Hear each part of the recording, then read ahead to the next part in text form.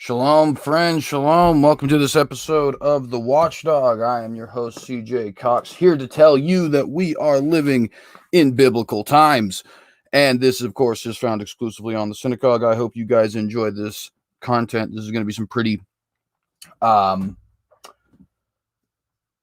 interesting, I guess, is the best word to use, information. Granted, if you have seen my most recent episode of The Watchdog, then you'll actually know a little bit of what I'm talking about here. But nonetheless, it's all incredibly interesting. I think it's incredibly important. I think this is stuff that is actually downright prophetic. And we're, of course, going to get into everything that means here in a moment. But before we do, of course, I want to stall for time a little bit and let people actually show up. So I'm going to say the things that I usually say. Please do like, please do share if you haven't done either of those things. And if you're not subscribed, think about subscribing. We do actually post 2 different podcasts here. The Watchdog, the one you're seeing right now, which is more news and politics, journalism, that kind of stuff, right? Independent journalism, of course. I don't have a journalism degree or work for a newspaper or anything like that. And then we also do on apologetics, where I talk about apologetics, theology, religion, things of that nature. Defending the Christian faith, of course. If you're interested in either of those 2 things, one, the other, both, you should subscribe to this channel and hit that bell so you're notified every time we actually go live. Also, we do post some open rooms and some debates here. In fact, my most recent video that I posted before this was a debate I had with Skylar Fiction on the question of the Canaanites slaughter and the ethics surrounding it. So if you're interested in that kind of stuff, we also do have that kind of content here as well. Please do get this shared to all the different social media accounts you happen to partake in. Parlor, Gab, social media of any kind. I'm actually going to be on it, so if you'd like to tag me in it when you share, you can definitely do that as well. If you don't want to do that, of course, I don't really mind either way. But nonetheless, do obviously appreciate that. And as you can see down, below my little awesome logo there, you can see the Patreon for the synagogue. If you are interested in giving to the synagogue and actually making me, thrusting me into actually making this into a career, that is, of course, what I wish to do. And of course, if I have earned the right to make this a career, then please do show me with any sort of the support there that you can give. All right. That's definitely enough stalling for time, I think. This is going to be kind of like the previous episode that we had, in that there's not actually multiple topics. We're talking about one topic today. And it's actually the same topic as the topic we were talking about in our last episode. And that is the papal visit to Iraq. Although, to be fair, this is a little bit broader because we're talking about the entirety of the first day of the papal visit to Iraq. Whereas in that previous video, we were actually talking about specifically the interreligious prayer at that will be happening yesterday. If you haven't seen that video, definitely check it out. For context, I'll reference it a couple times during this one. You're not going to be like completely out of the loop because of the fact that you haven't seen that video, but there are certain things that I'm just kind of taking for granted in this video that I actually explained and sourced and all that kind of stuff in that video. So definitely check that out. It's my most recent Watchdog. It's interreligious Arch-Blasphemous, is leading interreligious dialogue at Definitely check it out. Great context for this video. Anyways, so today was the first day, basically, of that papal visit to Iraq. Now, technically, I guess it's probably like 8 or 9 a.m. or something like that in Iraq right now. So I guess in a way, yesterday was the first day. But March 5th is the calendar date that is the first day of the papal visit to Iraq. And we're basically just going to go through the highlights of what exactly happened. And then, of course, we're going to re-explain why exactly he's here and why it's important to folks like us who find this to be a little bit fishy. If you find this to be a little bit fishy too, then obviously please do stick around. But that's basically what we're doing here today.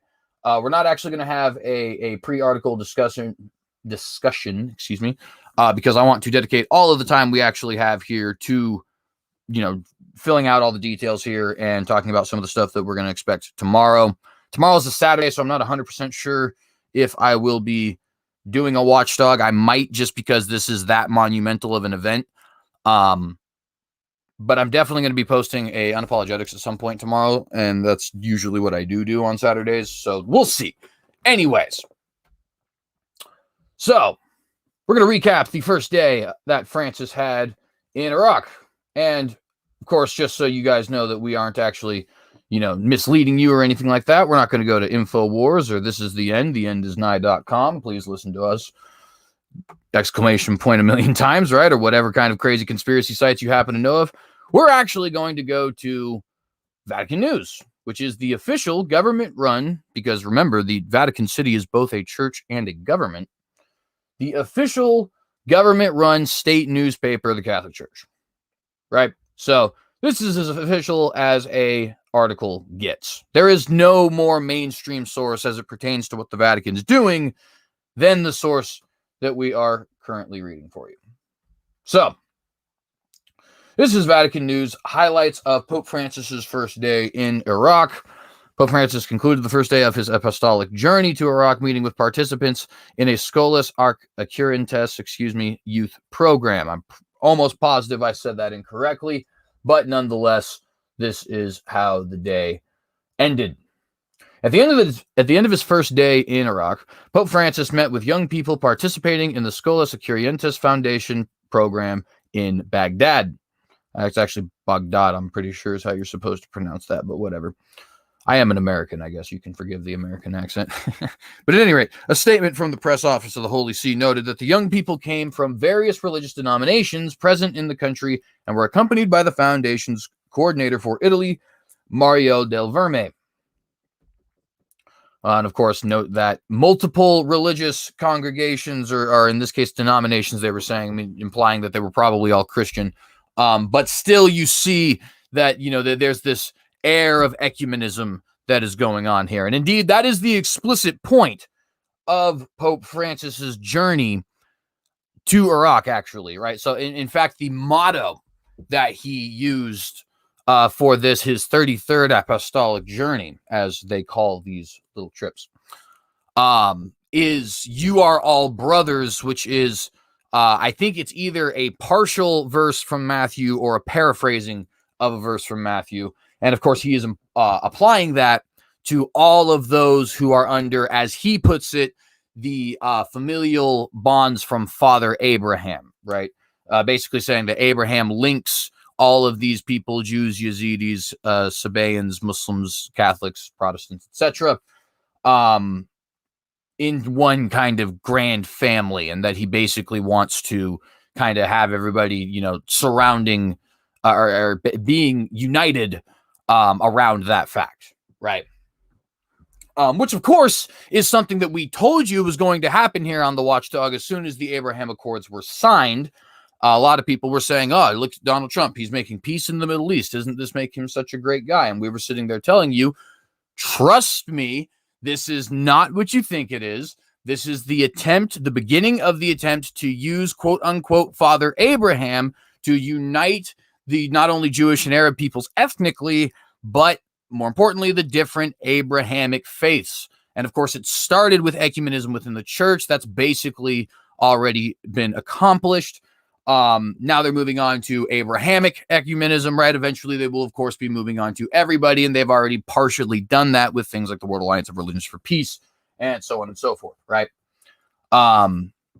So here we are, basically. They're doing exactly what we said they were going to do. This is not, by the way, a brag on my part. You literally just have to take people at their word in order to make the kinds of predictions that I make at the Watchdog here, which effectively makes them not predictions, right? It's just, this dude said he was going to do X thing, and I believe him, right? It's literally that simple. But they are using Abraham, the patriarch of the Jews ethnically, and the father of faith, according to the Christian tradition, of course. They are using him basically as their centerpiece to get everybody united, right? To get these different, not only ethnically diverse people who trace their lineage back to Abraham, not only get them united, but also, and this is the important goal for these people, of course, right? Pope Francis is a religious leader before a political leader, even though he is both. Get the different Abrahamic faiths united, right? But nonetheless, we continue. Dreams for the future. Quote, each of the young people told the Pope what they dream of for their future, end quote. The press release said, quote, and the Holy Father invited them to hope and to look for the stars that can guide them on their way, end quote. Brief tangent. For those of you who are unaware that the Catholic Church blasphemously calls the Pontifex Maximus, otherwise known as the Bishop of Rome, otherwise known as the Pope, they blasphemously call this man not only Your Holiness and a whole bunch of other crazy titles like that, not only Vicarius Christi and Vicarius Filii Dei and all this other kind of stuff, right? But they actually call him Holy Father. Now, who do you, being a Christian believer, call Holy Father? If you're not a Christian believer, if you're a Jew, who do you call Holy Father? If you're just somebody who's irreligious, who do you think we call Holy Father? I guarantee you all you guys had the same answer. God. Yeah, exactly. God. But they blasphemously call the, quote, Pontifex Maximus, which just so happened to have been the high priest in pagan Rome, by the way. They blasphemously call this man the Holy Father. And of course, anybody who came before or after him. But I digress. The brief meeting took place upon the Holy Father's return to the apostolic nunciature in Baghdad, where he is staying during his visit. I apologize for not being able to language properly. The meeting with the young people of Scholas Accurrentes ended shortly after 6:30 p.m. local time. So we have this little meeting here, of course, with these this youth group of the different religious persuasions, right? But of course, as you're probably already noticing, this isn't exactly highlights, right? It's kind of sort of a little bit the highlights, but not really. I mean, like to an extent, but this article's relatively short, didn't actually help us with much. But it's okay, because there's other highlights.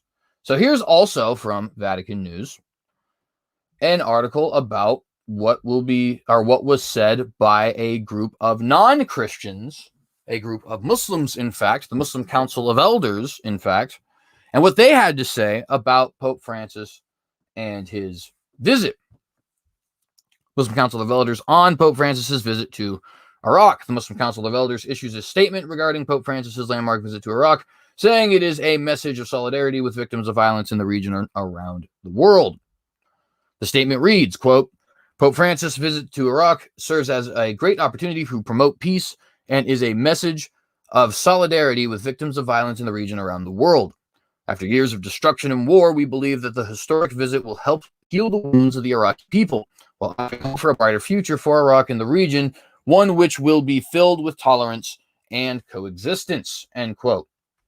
Let's just say that one more time, because this is exactly what we've been talking about since the inception of the Watchdog, this global ecumenism, right? This interreligious kumbaya that they want to get everyone in on. And it's not going to stop at the Abrahamics, by the way. It will continue on until they have the Hindus, until they have the Rasta, until they have the Buddhist, until they have the atheist. I'll bet they'll even, create a seat at the table for, people like Jedi and stuff like that, and other offshoot groups that hardly anybody even knows are actual religions, right? I almost guarantee it, because remember, the start of this plot was a 2014 meeting between Shimon Peres, the former president of Israel, and Pope Francis, the current and sitting Pontifex Maximus, as they like to call him. I just can't get over that, right? Basically, where Shimon Peres pitched the idea of having a United Nations for religions and having Pope Francis head that United Nations for religions, right? Well, the United Nations includes all of the countries. It includes the big homies, right? Like Russia and the United States and China. It includes the little countries that everybody knows about that have great, historical tradition and all that kind of stuff. Iraq, Mongolia, United Kingdom, so on and so forth. And it includes the countries that you probably don't even have any idea actually exist, like Micronesia, for example. Malta, for example, right? Cyprus, for example. We continue to go on. The point being that if it's actually a United Nations for religions, it's going to include everybody. And this is what we've been trying to hammer home here on the Watchdog. And frankly, it's something that I hope at least like consistent watchers just kind of accept as fact at this point, because it is fact. And this is the way of the world, right? This is the way that it's going.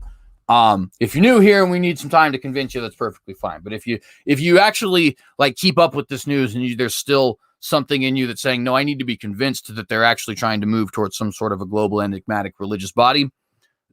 I mean, I don't know how to help you, right? So let's read that again. The statement reads, quote, Pope Francis' visit to Iraq serves as a great opportunity to promote peace and is a message of solidarity with victims of violence in the region and around the world.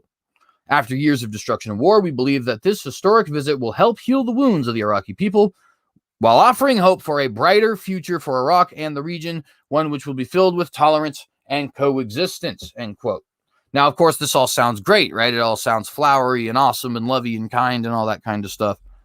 But, again, this is coming from a Muslim body, right? And this is coming from a Muslim body responding to the visit of a Catholic Pope who is going to go have an interreligious prayer with not only Muslims and Catholics, but Sabaeans and Mandaeans and a whole bunch of other people as well, right? You have to get past the rhetoric and understand that what's happening here is the other sides are actually starting to come to the table that Francis is trying to set, right? They want to be there. They would like a seat at this table. They think the whole, this whole globalistic religious body, whatever it ends up actually manifesting itself as, this global ecumenical council, if you will, right? They think it's a good idea. And by the way, I'm sure a significant number of your friends think it's a good idea. Excuse me. This is guaranteed not just some elitist idea. Go talk to your non-believing friend, specifically those who may lean a little bit liberal, right? And I guarantee you, they think that this is a positive thing. They actually want to move forward with this idea, right? This is the stage in world history that we're in.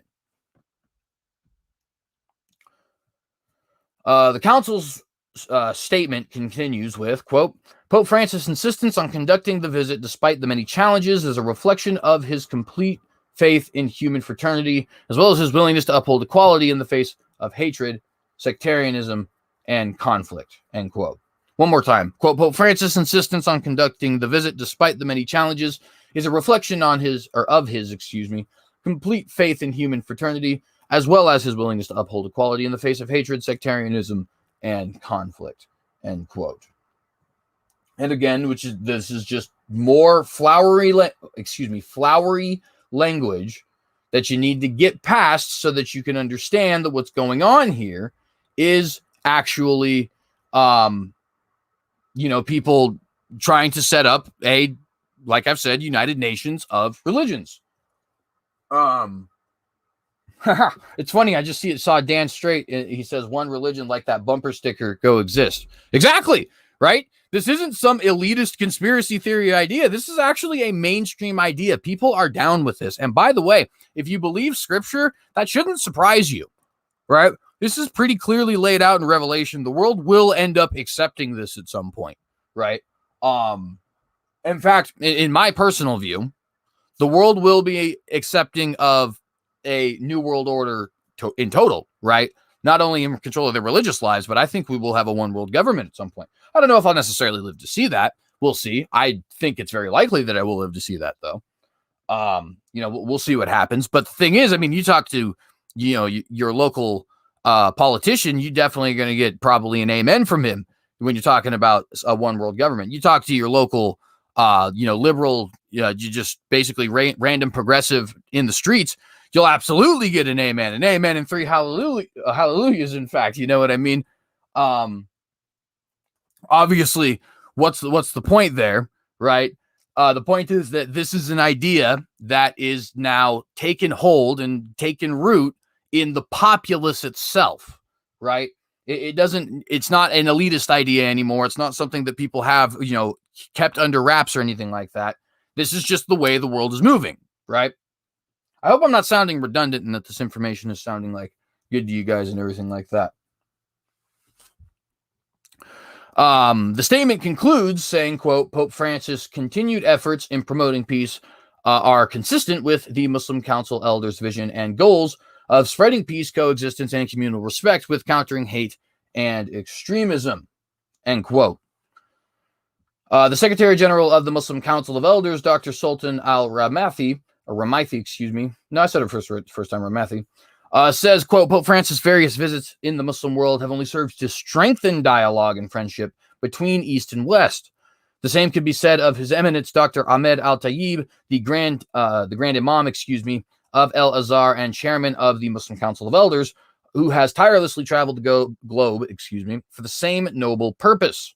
Both these great men and religious symbols would go on, to meet in the United Arab Emirates in February 2019 to sign the Human Fraternity Document, end quote. Longtime watchers will know that fraternity document, and a couple other people might know that fraternity document just from other places in the internet. It was actually a kind of a popular thing. A lot of people thought it was a good thing, obviously, thinking it was a step towards global peace, and a lot of people were actually pointing out that this is an absolute sign of the times, right? But nonetheless, so we see that the Muslim Council of Elders is real fond of Pope Francis, and they dig everything that he's about. On his first day here, they are announcing that, hey, we're about the same things too, and we think you and our own Grand Imam are actually basically two peas in a pod. And yeah, so, but what else we got, right? Because there's obviously more to be talking about here. Pope Francis, and this is from the Times of Israel, so still a relatively mainstream source, but not obviously Vatican News.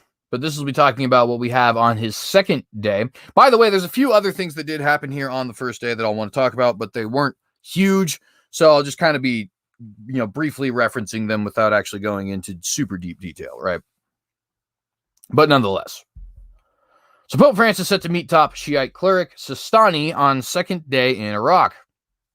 And this is what's going to be happening. For us, it's tomorrow. For those in Iraq, it's actually already today. I'm not sure exactly how far ahead of us Iraq is, but I do know that it is quite a bit of time. I'm fairly certain it's like 8 to 10 hours or something like that. May even be more. I'm not even sure, but nonetheless, this will be happening very soon. Is the point. Pontiff to travel to Shrine City of Najaf to meet Muslim authority figure during visit aimed at comforting Iraqi Christians and deepening interfaith relations. One more time, Pontiff to travel to Shrine City of Najaf to meet Muslim authority figure during visit aimed at comforting Iraqi Christians and deepening interfaith relations. By Qasim Al-Kabi and Catherine Marciano. And again, this is from the Times of Israel. It was written today being March the 5th, which again is the first day of the Pope's papal visit to Iraq. So Pope Francis begins the second day of his historic visit on Saturday with an extraordinary meeting with Grand Ayatollah Ali Sistani, the top authority for the country's Shiite Muslims. So he is the most important cleric in all of Iraq, at least as far as the Shiite Muslim sect is concerned. The 84-year-old pontiff is defying a second wave of coronavirus cases and renewed security fears to make a long-awaited trip to Iraq, aiming to comfort the country's ancient Christian community, while also deepening his dialogue with other religions. And of course, that is the real goal here, is deepening dialogue with other religions. And in fact, one of the big things that is happening tomorrow after this meeting with the Imam Sistani, right? The prayer at the interfaith prayer at the temple at Ur, right? That actually shows what the true goal here is, right? At least in my opinion.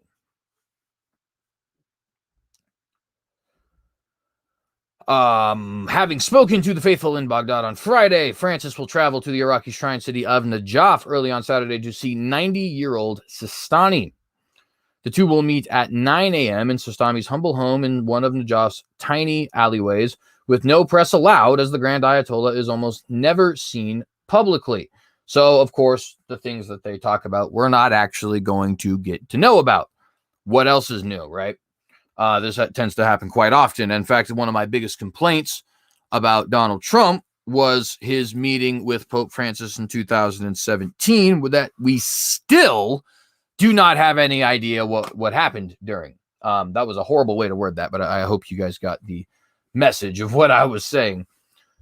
The visit is one of the highlights of Francis's 4-day trip to war-scarred Iraq, where Sistani has played a key role in tamping down tensions in recent decades, which, to be fair, is to his credit. Obviously, we don't want people to be dying or anything like that, right? It took months of careful negotiations between the Jaffa and the Vatican to secure the one-on-one meeting. And by the way, this is a picture here of Ayatollah Sistani, who again is the highest religious authority for the Shiite Muslims in the country of Iraq. So now you know what he looks like. Quote, "We feel proud of what this visit represents, and we thank those who made it possible," end quote, said Mohammed Ali Bar al-Ulam, a senior cleric in Najaf. On his arrival, the Pope will be greeted by posters featuring a famous saying by Ali, the fourth caliph and the Prophet Muhammad's relative, who is buried in Najaf. And actually, amongst Shiite Muslims, he is considered to be is considered to be a very important figure. In fact, Ali is considered to be the true heir of Muhammad, meaning that, Muhammad was obviously the ruler of this empire that at the time of his death was really just what we would in the modern day consider Jordan, Saudi Arabia, Oman, Yemen, and probably those coastal ones too, Qatar, Bahrain, Kuwait, UAE. And after Muhammad died, the person who actually took over there was Abu Bakr. Now, Abu Bakr is considered by the Sunni Muslims to actually be the legitimate heir of this empire, but the Shiite Muslims considered the fourth caliph, after Muhammad, who is this Ali figure, to actually be the legitimate heir, and basically Abu Bakr and the two after him to be illegitimate rulers. This is all the Rashidun Caliphate, by the way, which is considered to be the, quote, rightly guided caliphs of the Islamic Empire. So a little brief history lesson for you. Not that you asked.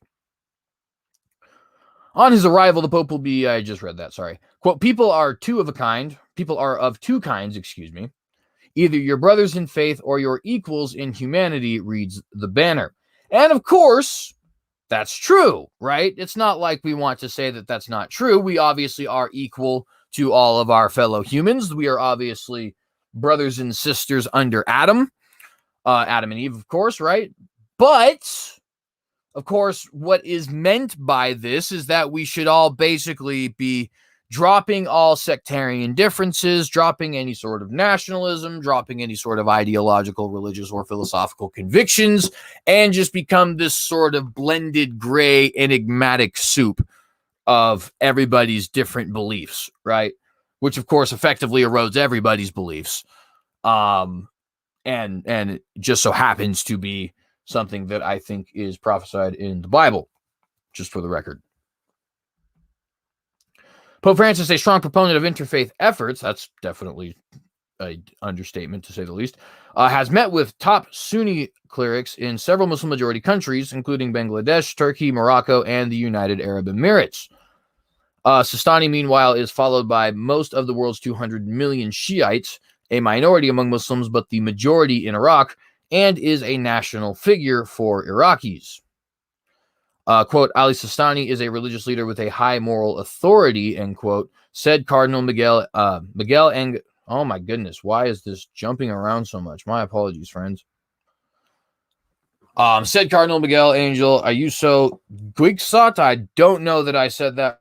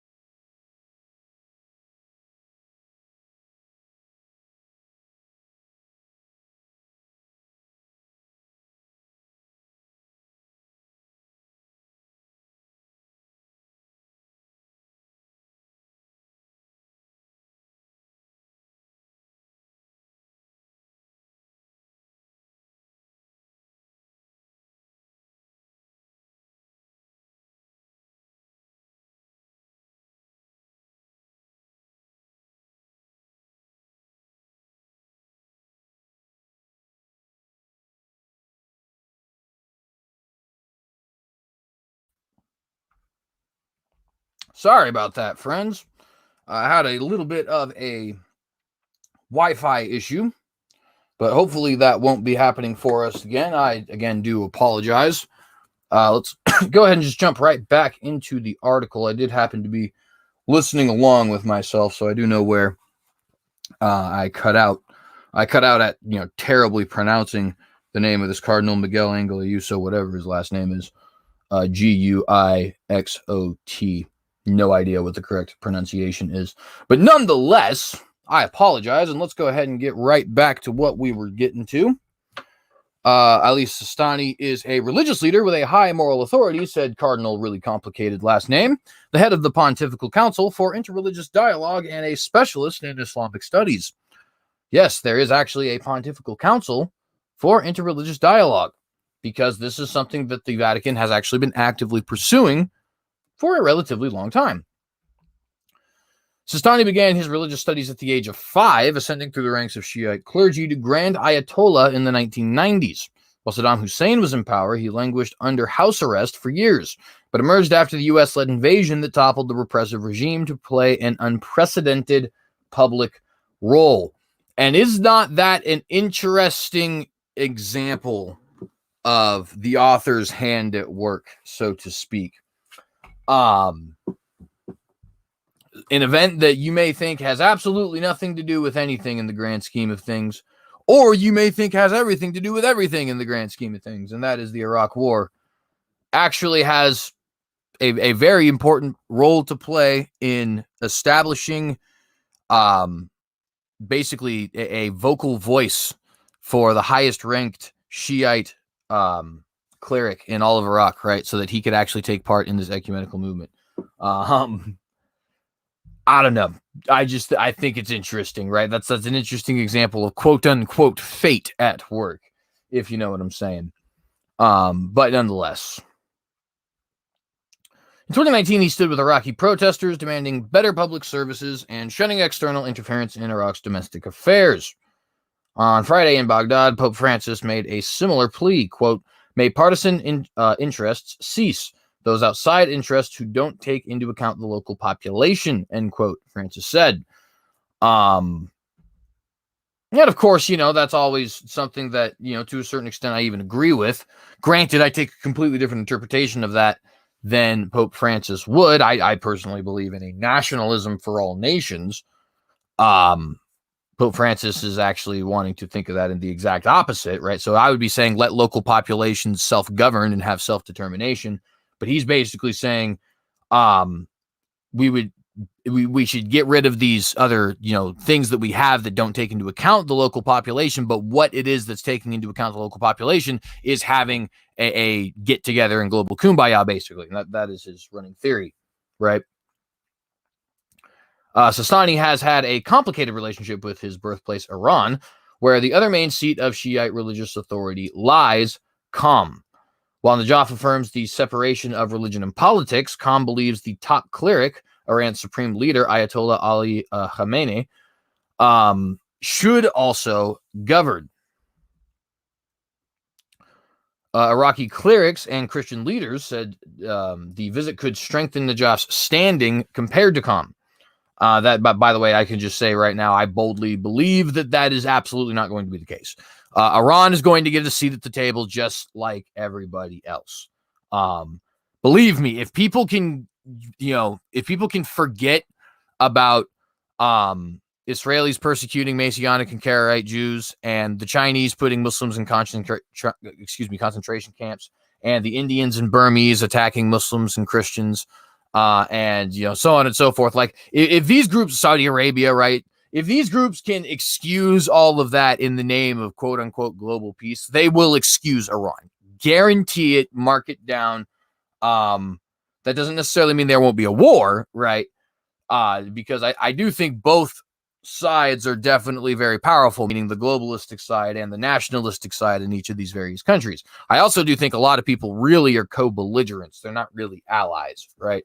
And a lot of people think that this is a great way for them to get a lot of power, and maybe they're going to be very disappointed when they realize they end up actually giving up a lot of power to somebody else. So a lot of different things that I think are going into that, but nonetheless. Quote, the Najaf school has great prestige and is more secular than the more religious Qom school, end quote. Ayuso said, quote, Najaf places more weight on social affairs, end quote, he added. In Abu Dhabi in 2019, the Pope met with Sheikh Ahmed Al Tayyib, the Imam of the Al Azhar Mosque in Cairo and a key authority for Sunni Muslims. They signed a text encouraging Christian-Muslim dialogue, which Catholic clerics hoped Sistani would also endorse, but clerical sources in Najaf told AFP is unlikely. While the Pope has been vaccinated and encouraged others to get the jab, Sistani's office has not announced his vaccination, which is important to people for some reason. I don't know. Iraq is currently gripped by a resurgence of coronavirus cases, recording more than 5,000 infections and more than 24 deaths daily. And of course, that is a misleading way to put the stat. I just want to point out, it's not that there are 5,000 people getting this disease every day. It is that you are finding either the disease or the antibodies in 5,000 people each day. That, of course, could mean virtually anything. It could mean that somebody had it 2 weeks ago and they were tested 2 weeks ago and you finally got the findings today. It could mean that somebody had it 2 months ago and they still happen to have the antibodies, so on and so forth, right? It doesn't mean that there's 5,000 people who actively have COVID at this moment, nor does it mean that there are 5,000 people who actually got COVID today, just to be clear. Moving on. Following his visit to the Grand Ayatollah, the Pope will head to the desert site of the ancient city of Ur. There's that funny thing that we were talking about earlier and that we're going to talk about a little bit later. Believed to be the birthplace of the prophet Abraham, where he will host an interfaith service with many of Iraq's other religious minorities in attendance. Right, so remember what's actually going on tomorrow. Not only is Pope Francis going to meet with Grand Ayatollah al-Sistani, who is considered to be the most important Shiite Muslim in basically the world, unless one wants to count Supreme Leader Grand Ayatollah Khamenei from Iran, right? So at least the second, but potentially the first. Not only is he going to have this meeting, he's then, of course, going to go to Ur, where he's going to have an interreligious prayer at a pagan temple. And this is why I'm going to change the banner here. Remember why we care about any of this. Who cares that the Pope is going around doing all this stuff, right? This is an attempt, friends, at global government, specifically over your religious life. This is the Vatican consolidating religious power unto itself in the form of what it is calling basically a global ecumenism, right? And it's a dangerous thing, I think. I don't think I should have to explain to people why it is dangerous for a man who believes himself to be in place of God to have power over all the different nations and countries and kindreds and tongues, religions. I said nations and countries. Those are the same thing, but you guys know what I mean, right? Like, this is a big deal. And here we're going to remind you of this big deal. Pope to visit ancient city of Ur, the, quote, cradle of civilization, end quote. This is from Al Jazeera. Again, one of the largest newspapers in the nation of Israel. Obviously translated into the English. Francis expected to visit the southern Iraqi city of Ur on Saturday, where the father of all three Abrahamic faiths is believed to have been born. Correction, Abraham is not the father of all three Abrahamic faiths. Abraham is the father only of Christianity. He can be called the father of the Jews ethnically, but since the Jews decided to reject Old Testament Judaism in favor of Rabbinic Judaism, hence the split between Orthodox and Karaite Jews, since that moment, they have decided that they indeed are going to depart from the religion that you could effectively call Abraham a patriarch of. Karaite Jews also don't count as being members of that lineage because they rejected the Messiah, which is the entire point of that religion. So, with those two things being said, and Muslims just don't count, period. Frankly, like, Muslims were founded by a liar who has absolutely no connection other than the fact that he's related to Ishmael, potentially, because all the Arabs are descended from Ishmael, has no connection to Abraham whatsoever, right? And now I know that might sound mean, right? that might sound like, oh, you're just too sectarian and reactionary, but I'm sorry, the scriptures are clear. Abraham's faith, even though it was a different manifestation of it, because certain things had not come to pass yet, Abraham's faith is the same faith that I currently hold now. It's the same faith that Paul had 2,000 years ago. It's the same faith that Isaiah had 700 years after that Martin Luther tried to restore 1,500 years before, or no, 700 years before that would be Isaiah, 1,500 years would be Martin Luther after. You guys get it. Anyways, point being, that is the faith of Abraham. Abraham just happened to be following that faith in a primitive iteration of it, I guess you could say, right? Before certain things had been revealed. I have the luxury being in 2021, of having not only the Messiah, but all the different prophets and, all these different things that Abraham is before, right? That he is predecessing. But no, these other religions, they're not under that banner. And by the way, if you are a consistent Muslim or a consistent Jew, you believe the same thing about me. And don't even say that you don't, because you know you do. Anyways, this is by Azhar al-Rubai from Nasiriyah, Iraq. It is where the wheel was invented, at least maybe. The Code of Hammurabi, or rule of law, was first established, and where oil was first burned as a source of energy. It is the ancient Iraqi city of Ur, located in Dakar province, 300 kilometers or 200 miles south of the capital of Baghdad, where Pope Francis plans to visit during his historic 3-day trip to the country. By the way, isn't it interesting? Code of Hammurabi. Hammurabi was a Babylonian leader, right? Oh, so Pope Francis is taking a trip to Babylon. Interesting. Moving forward, more than 6,000 years ago, emerged as one of the world's first main urban centers, and centuries later developed into the hub of the then global economy, with its factories mass-producing carpets and wool clothing for export within Mesopotamia and abroad. Reading a little bit too fast, I'm getting ahead of myself. Also called Tal al-Mukhayr, has been considered one of the most important archaeological sites throughout history. It may, this is my own addition, may potentially be the place where Abraham was born. Modern scholars do actually consider Ur-Kasdim, as it's called in the Hebrew, or Ur of the Chaldees, as we usually have it translated in our Bibles, to be the same as the Sumerian city of Ur. And that, of course, could potentially be true. It is worthy of note, though, that the traditional Jewish, Christian, and Muslim site, which they each came to independently, I would point out, is actually somewhere else. It is not that city. I actually recently said it was Erbil, but that is not actually true. That was it. That was a misinterpretation there on my part. It's Edessa, or within the vicinity, at least, of Edessa. But Josephus and some of the what was the dude who codified Moses Maimonides, right? A couple of the Muslim scholars, so on and so forth, a couple Christians, right? They all said that it was actually this place in Upper Mesopotamia, which would be probably the city of Edessa. It actually is in Turkey, but it's really close to the border of Iraq. Anyways, point being, this could potentially be the birthplace of Abraham. It could potentially not be the birthplace of Abraham, but virtually every scholar in the world in the 21st century thinks that this was at least the city that the Bible claimed to be the birthplace of Abraham. I'm sure most of them don't actually believe Abraham existed, but nonetheless. The pontiff is expected to host an interreligious meeting in Ur on Saturday. Dakar is the heartland of the ancient Iraqi civilization of Sumer and includes the ruins of Ur, Eridu, Lagash, Gisu, Umma, and Bad Tabira, or the Wall of the Copper Workers. And it includes many other cities besides that as well. It's actually a pretty cool area.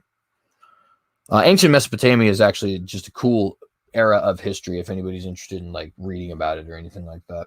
Not that that's the point of what we're doing now, but Just thought I'd mention it.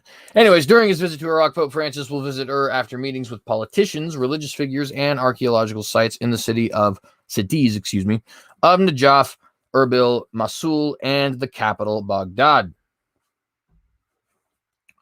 A life of luxury. Is one of several cities built by the Sumerians who made it the capital of their state. Actually, if you look at the Sumerian kings list, is the first city that is said to have a dynasty at it. Gilgamesh would have been ruling from if he was a real person. According to the Sumerian kings list, he was a real person and indeed did rule from when they settled in southern Iraq around 3500 BC, they surrounded it with walls and built markets, workshops, and agricultural villages inside. It spawned the development of primary commercial transport routes with other cities and nations of that time. Excavations in the early 1900s in Ur indicated its people lived a life of luxury as the city prospered in the growing and trading of wheat and barley. Excavations continue to this day, and as there are treasures with... let me rephrase that. Or not rephrase that, reread that. Excavations continue to this day as there are treasures still undiscovered that will provide further insight into one of the world's first progressive cities. I don't know exactly what they mean by that word progressive. I certainly don't think that it was politically progressive, but obviously that is the agenda that they want to push. So that's probably what they're talking about. For decades, archaeological digs were prohibited because of conflicts and security issues. But Iraqi and American researchers began resuming excavations of the area a few years after the fall of dictator Saddam Hussein. Quote, during the 2007 excavation season in the ancient city of Ur, we found about 100 tablet artifacts that included important ancient texts, end quote. Mustafa al-Husani, a Nasiriyah-based archaeologist, told based archaeologist told Al Jazeera. Quote, when we studied the text by helping the American University of Stony Brook, it was discovered that these tablets are a miniature library. I discovered about 45 of them, he said. He, of course, being al-Husani. The Sumerians developed irrigation systems and grain cultivation, as well as invented cuneiform writing used in ancient Mesopotamia and Persia. They also developed an algorithm on which time measurement is based to this day.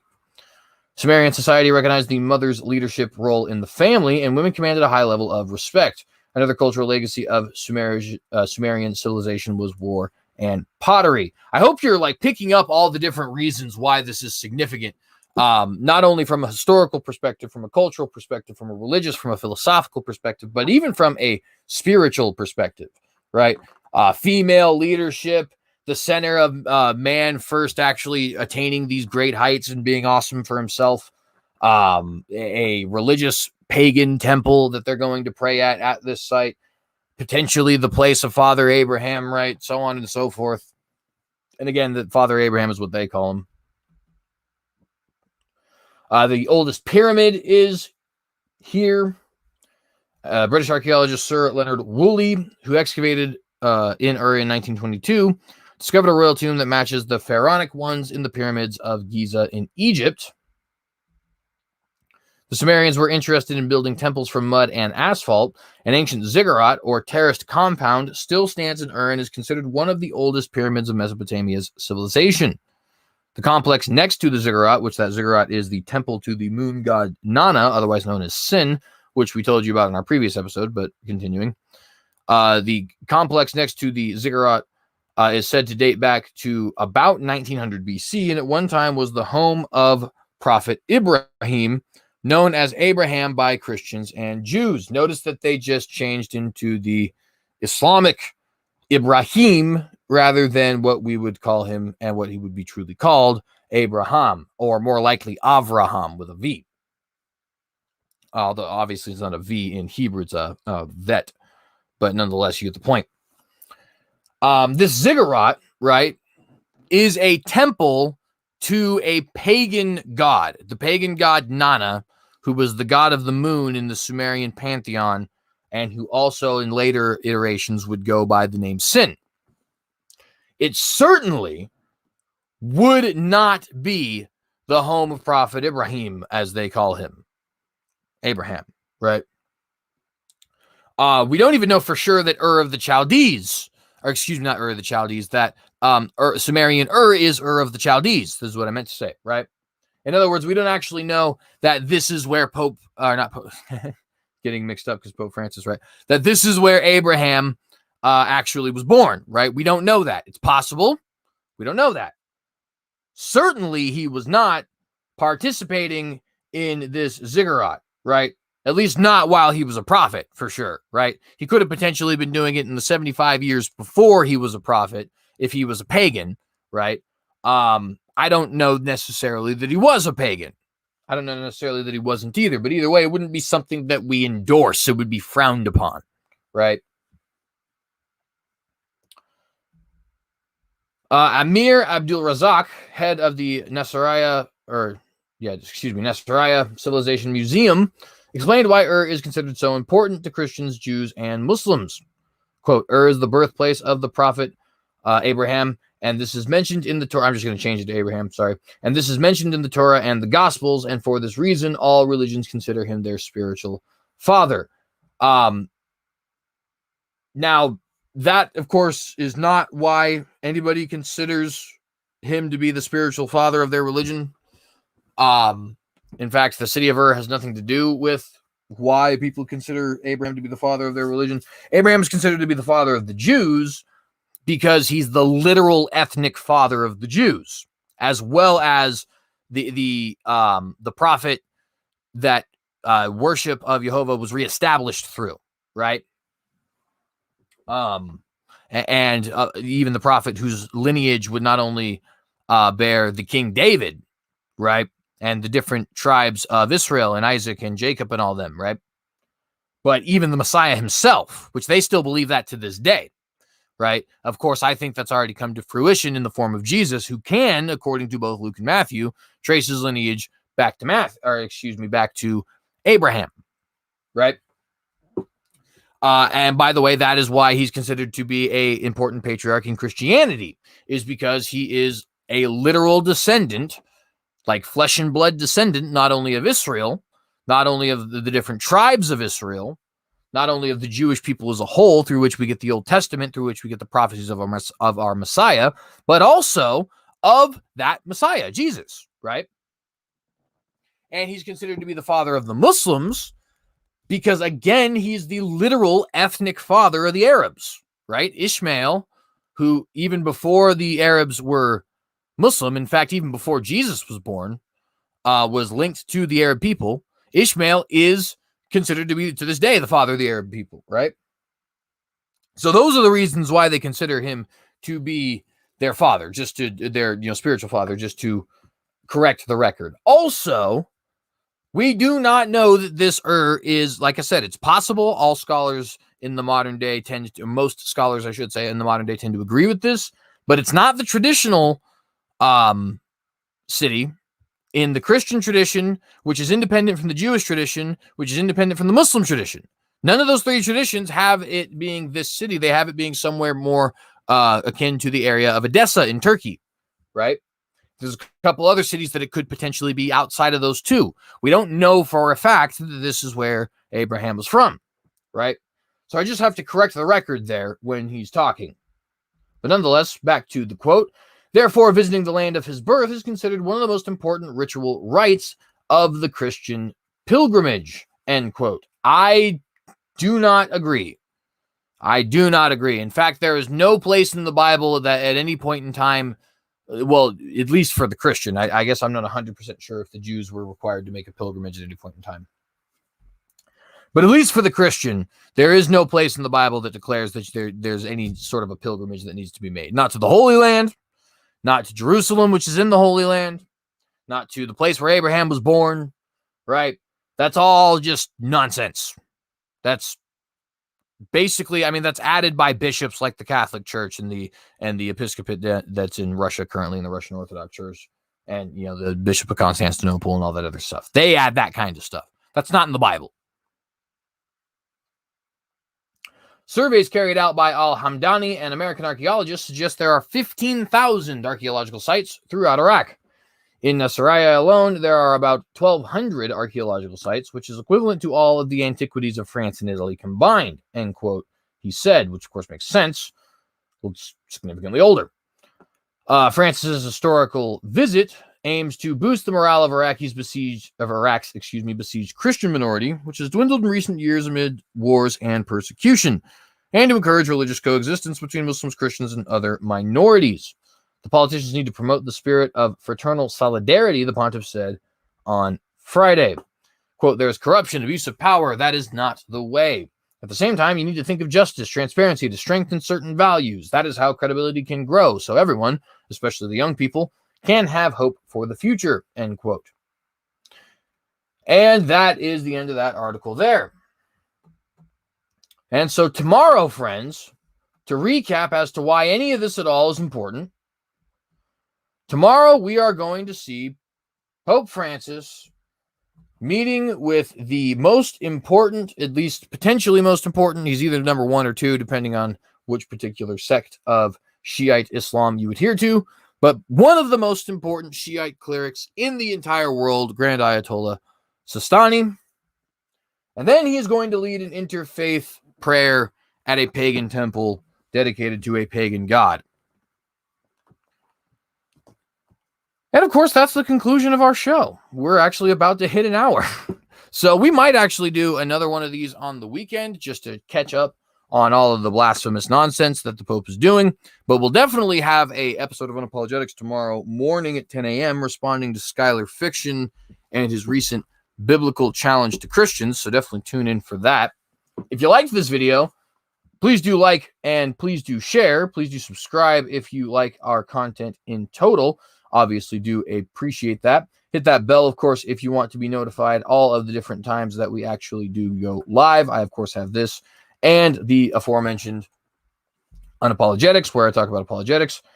And if you're interested in either of those shows, of course, we do appreciate you checking in. Also, I just dropped my Patreon in the live chat. If you are interested in contributing to this channel financially, if you think this channel is worth it, if you like the apologetics work I do, and or the journalism I do, please do help me make this into a career and consider subscribing to my Patreon. But of course, only if it is something that you feel I have deserved and only if it is something that is not an inconvenience to you. And I don't really have any announcements. Obviously, I did have that debate with Modern Day Debate recently, or with Skylar Fiction on Modern Day Debate. It's also here on my channel if you want to check it out here or there. It doesn't really matter. So definitely do look into that. And like I said, I'll be responding to Skylar Fiction tomorrow morning at 10 a.m. my time. But yeah, we're just going to go ahead and jump out of here. Everything here today was kind of quick and jumpy. Hope it was a good show for you. Hope I wasn't too rambly. Also hope you guys have a good rest of your evening. God bless you. Of course, all glory to Jesus Christ, our Savior. And I, of course, have a question for you, which is, in the face of Armageddon, will you compromise